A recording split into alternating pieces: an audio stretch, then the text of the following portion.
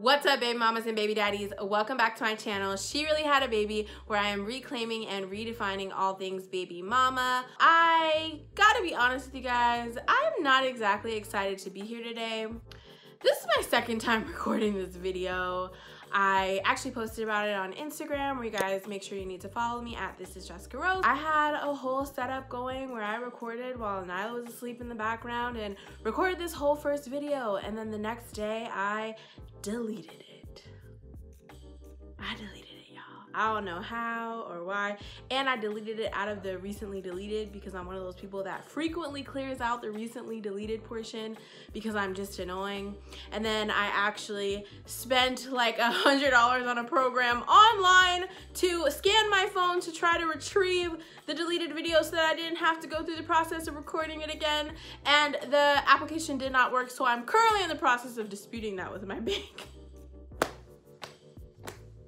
And we're in quarantine because of Corona. Me and Nyla have been in quarantine for about 3 weeks now. LAUSD is actually completely shut down, so I am now a full-time single mom, but also kindergarten teacher, which has not been fun. So I asked my mom to step in, and we did go ahead and break quarantine because I needed a couple of days free from my lovely daughter. Speaking of quarantine, I've been snacking way more than I need to, which is why I'm super excited about sharing today's sponsor with you guys, and that's gonna be a wonderful company called Juniper Life. Juniper Life has this amazing Empower line product. It's gonna give you the power to say no to sugar like you've never been able to before. It's gonna help stop sugar cravings, and it just has quite a few amazing reviews, including the one you're about to get right now, because I did go ahead and check it out. One of my go-to snacks during this quarantine has definitely been Oreos.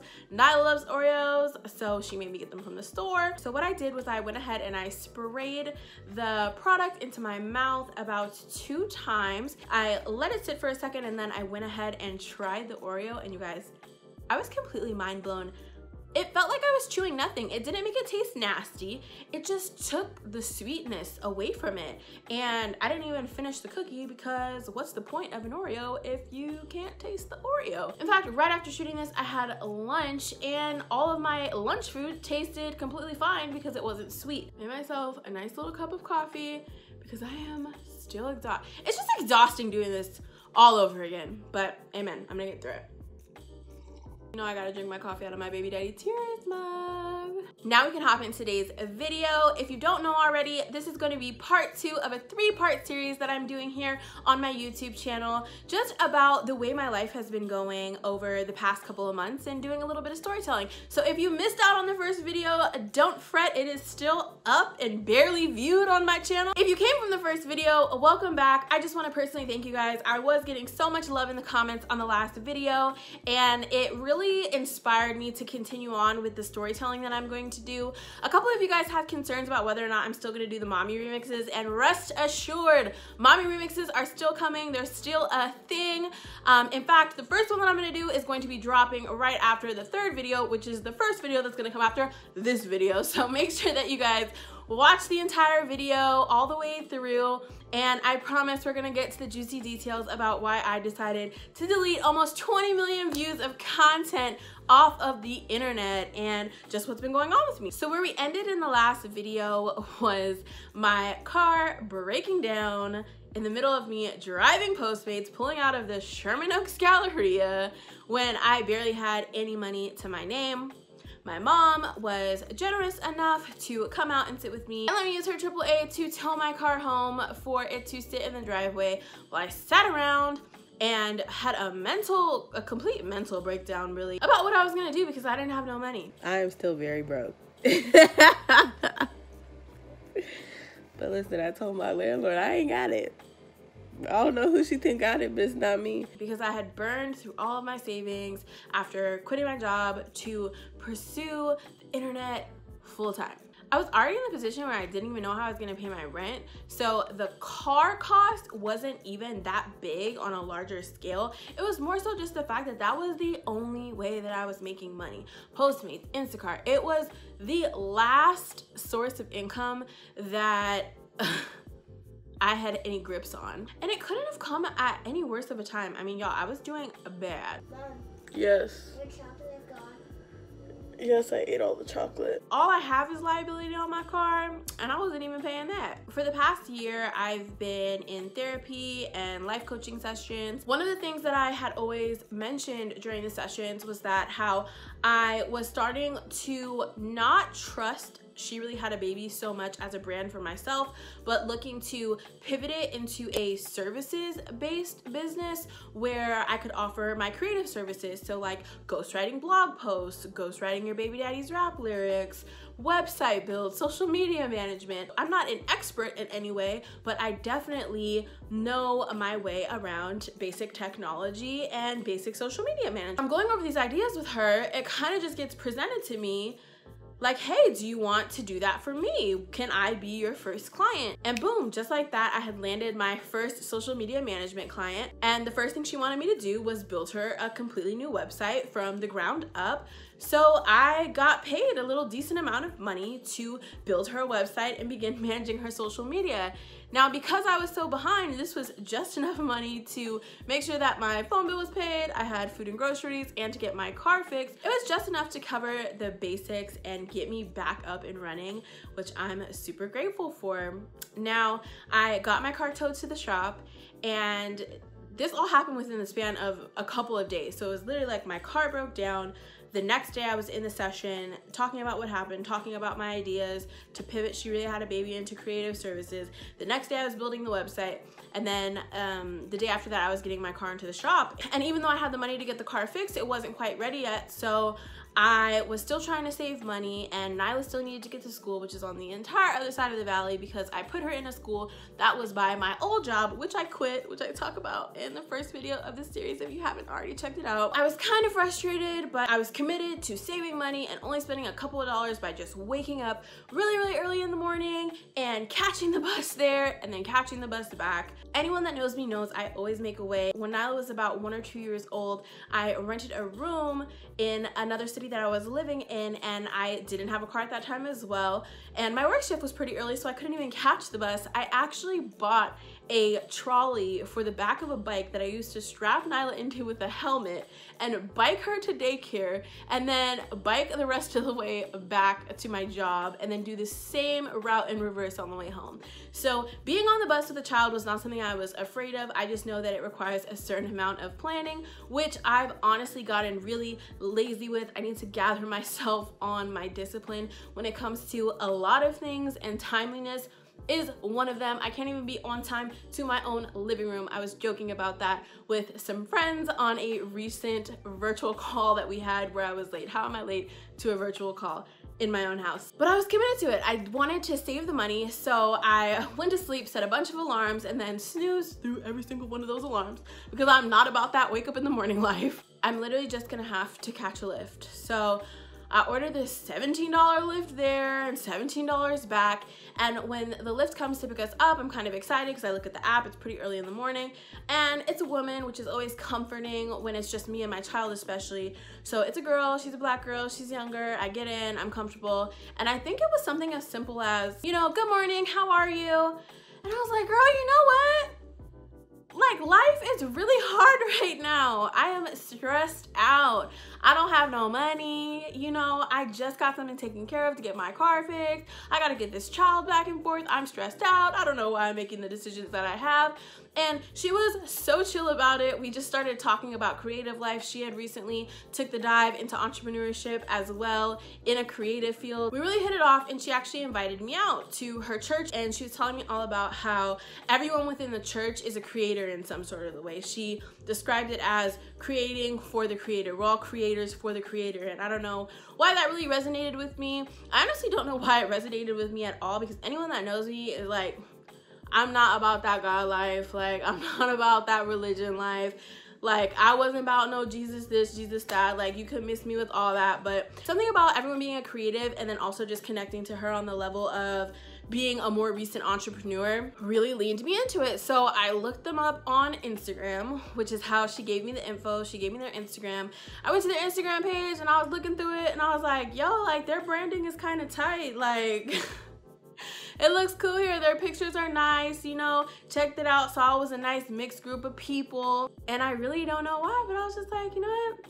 when Nyla goes to her dad's this weekend, I'm gonna go. So I followed them on Instagram, and then I showed up on Sunday for the first service and sat in the back row, walked in, and I was expecting it to be like a much bigger, I'm so used to associating churches with this mega production with thousands of people where you park and then you get on a tram and the tram brings you into the building because there's so many cars that are packing it out. So I was a little bit caught off guard that it was an intimate thing. Not that that was a negative thing, it was awesome, but it was much more intimate, which wasn't the best for my social anxiety because it was like everybody in the church, like everybody in that room is like gonna make some type of contact with you, whether it's like eye contact with a smile. Everybody was huggy, touchy, hi, da da da. I was like, what is wrong with these people? They were very inviting, and especially someone that stuck out to me was my now very good friend Chantel, and she actually walked up to me, introduced herself, we start chopping it up, and she sees where I'm sitting, and she's like, why are you sitting back there? Like, there's a seat right here, up here in the second row with me. And I'm like, girl, like, I don't know if I'm ready for second row of the church vibes right now. I went up and I sat next to her, and I definitely felt uncomfortable. Like, I'm not gonna lie. Everyone's up and dancing and praising, and I'm just feeling like I don't know how to do any of that. So I'm just doing my light sway and kind of just present there. And I ended up staying for the whole service. It was amazing. All the people that I was talking to were really warm, welcoming, inviting. I honestly can't remember the last time that I had been to any kind of event, any kind of church service at that, even if it had been years in advance, where I felt so engulfed by love, but also surrounded by a bunch of people that were so genuinely happy to be around one another. It was the weirdest thing to me, but it was almost like everything that I needed in that exact moment, especially with where I was at in my life. And I felt amazing, which resulted in me getting together with Chantel, the one who made me go a couple rows up, and Marisha, who was the lovely woman who invited me out in the lift. And I started doing a series of Bible studies that the church offers. And throughout that period of time that I was doing those, I was spending a lot of time going. And throughout the process of that, there were so many times that I did not feel good. Well, I was kind of like breaking down just about how I don't feel like I have control. And I prayed about it, just learning to pray about things more. And I think that there's this expectation of going to a church service or coming into a relationship with God where you're supposed to always walk away feeling this crazy sense of like inspiration and being uplifted and, you know, just completely encouraged. Today's service didn't make me feel good though. Today's service made me feel like, wow, I have a lot to work on. Mostly related to like sin. Like I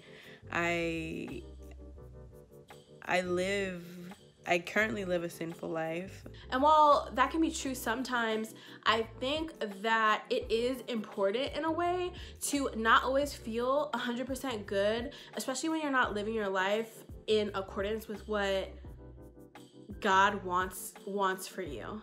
So I felt so attacked sometimes because I knew that there were so many things that I needed to change, and I didn't know if I was ready. I didn't know if I was ready to change them. I didn't know if I was ready to let go of a lot of things. Whether or not it's something that I would need to do to be considered Christian, or maybe to be a part of this group of people. It really took me getting to a place of, you know what? I am not happy.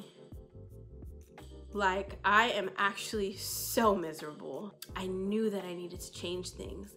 I knew I needed to change things for myself. I knew I needed to change things for my daughter. I knew I needed to change things for God. And it was such a hard choice to make in the midst of dealing with a financial crisis, dealing with being a single mom, taking care of a small child who now has a very strong conviction about not wanting to be in a studio apartment with me anymore, which is so hard because it's like, I can barely even afford this.